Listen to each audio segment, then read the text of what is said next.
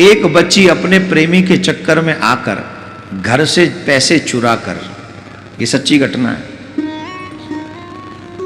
घर से पैसे चुरा कर और बिना घर वालों को बताए वो उससे भाग रही, शादी के लिए मिलने जा रही, मतलब घर छोड़ के भाग रही थी। तो वो रेलवे स्टेशन पे पहुंची, तो जो रेलवे स्टेशन पे टिकट देने वाला था उसे कुछ डाउट हुआ, तो उसने कहा टिकट दो। तो टिकट जितने की थी उतना खुला रुपया उस पे था नहीं। बोले तुम तब तक वेट करो, मुझे को 2-4 रुपये और टिकट बेच लें तो वो तुम्हें पैसा मिल जाएगा। बोले ठीक है।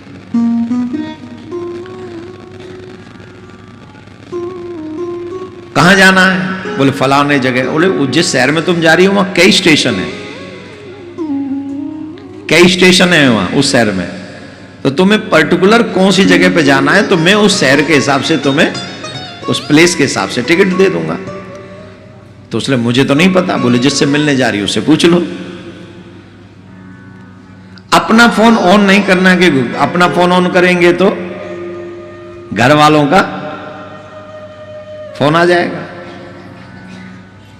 तो वो स्विच ऑफ है।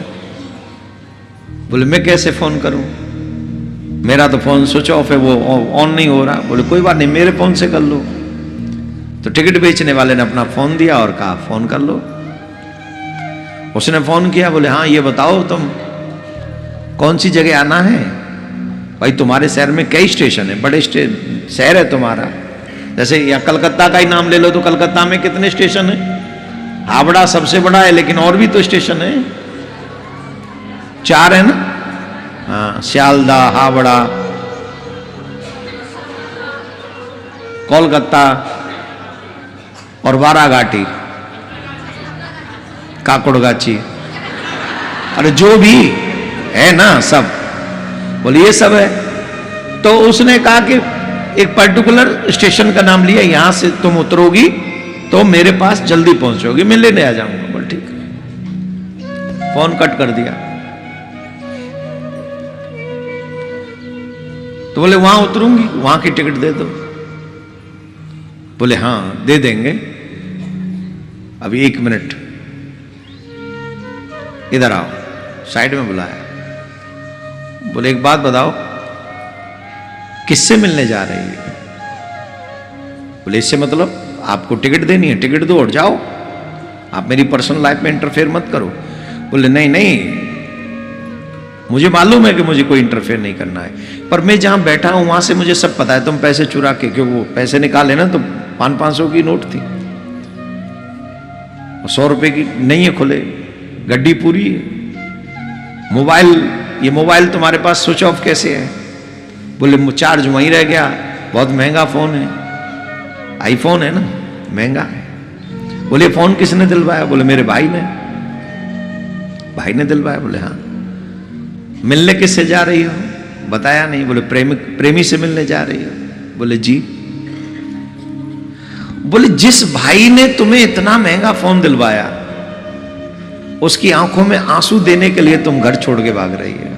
जिस मां ने तुम्हें जन्म दिया, जिस बाप ने तुम्हारे लिए इतनी मेहनत करके पढ़ाई लिखाई करवाई, तुम्हें इस लायक बनाया कि तुम मोबाइल चला सको, उसी बाप को मरने के लिए छोड़ के जा रही है। क्या मुंह दिखाएंगे तुम्हारे माँ बाप और भैया इस समाज को? अरे बोले आपका काम टिकट देना है, आप टिकट दो, क्यों मुझे ज्ञान दे रहे हो? बोले हाँ ये सच है कि मैं तुम्हें ज्ञान दे रहा हूं, पर तुम जिसके लिए ये सब छोड़ के जा रही हो, क्या वो तुमसे प्रेम करता है? अरे बोले नहीं कर, वो कहता है मैं तुम्हारे बिना जी नहीं सकता। बोले सच बोलो? बोले हाँ, वो मेरे बिना जी नहीं सकता, इतना प्रेम करता है मुझसे। बोले ठीक है, अगर इतना ही प्रेम करता है तो मैं तुम्हें टिकट देता हूं, पर एक तुम्हारे उस प्रेम की परीक्षा होनी चाहिए। कैसे होगी? बोले मैंने ही तुमने मेरे फोन से फोन किया है, उसका नंबर तो है मेरे पास, तुम्हारा फोन ऑन नहीं हो रहा। तुम एक काम करो, तुम मुझसे सिर्फ इतना कहो कि मेरा बैग चोरी हो गया,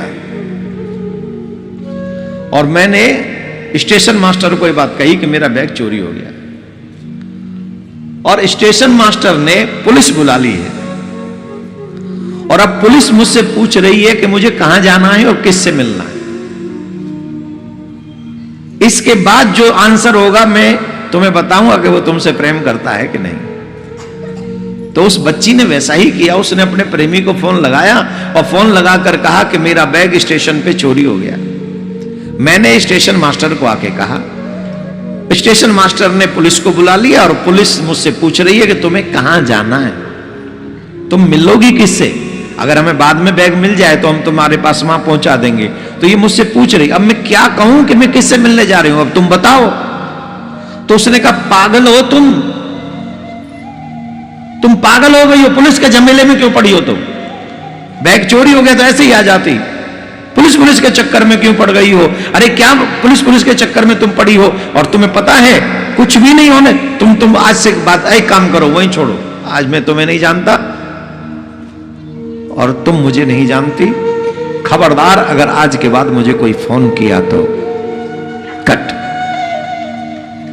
फोन कट।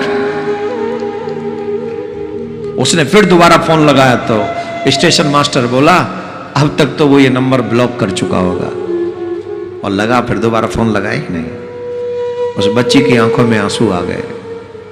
बोले तुम जैसी छोटी छोटी बच्चियां इन लोगों की झूठी सांची बातों में आ जाती हो और अपने बाप का सम्मान कुचल देती हो, अपनी मां की ममता को कुचल देती हो, अपने भाई को समाज की नजरों में गिरने के लिए छोड़ देती हो। किन के लिए? इन 2 नंबर के लोगों के लिए, इन घटिया लोगों के लिए जिनकी न खुद अपनी इज्जत है न दूसरे की बहन की कोई इज्जत करते हैं। और ऐसे लोगों के बातों में आकर तुम अपना सर्वस्व पूरा जीवन दांव पर लगा देती हो। इसमें दोष तुम्हारा है, उसका दोष नहीं।